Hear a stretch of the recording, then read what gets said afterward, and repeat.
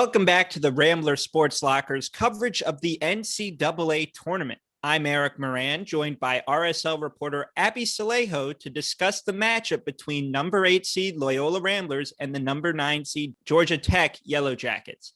Abbey, Loyola had a very rough start. How were they able to pull through with this one at the end?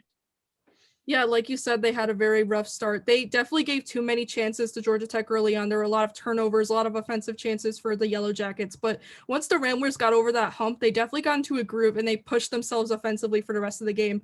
But Georgia Tech really did prove to be a solid opponent. It's their first time in a tournament in 11 years, and they were hungry. And this was all without their star, Moses Wright, who tested positive for COVID recently and couldn't join his team for this game.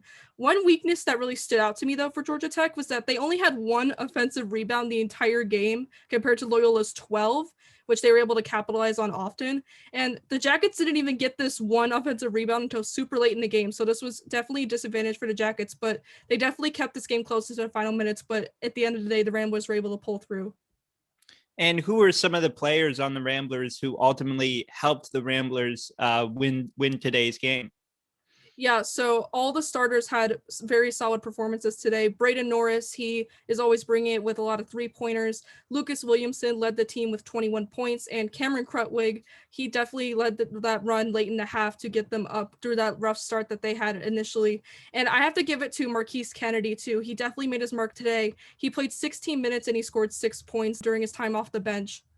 Yeah, so now Loyola goes up against number 1 seeded Illinois. What can we expect in that game on Sunday? Yeah, honestly, it's really unfortunate that only one of these teams is going to advance because they're both super, super fun to watch. The Illini's first round victory was a 78-49 blowout against the number 16 seed Drexel. And they definitely have some stars. The Chicago native Ayo Dosumo was a powerhouse, and both teams are super competitive. They're both here to win. So I'm very excited to see what happens tomorrow on Sunday.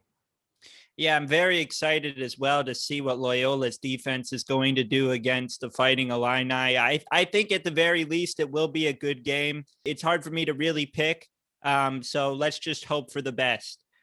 For all things Rambler sports and continued coverage of the NCAA tournament, make sure to tune in to the Rambler Sports Locker and follow us on our social media pages at Loyola RSL.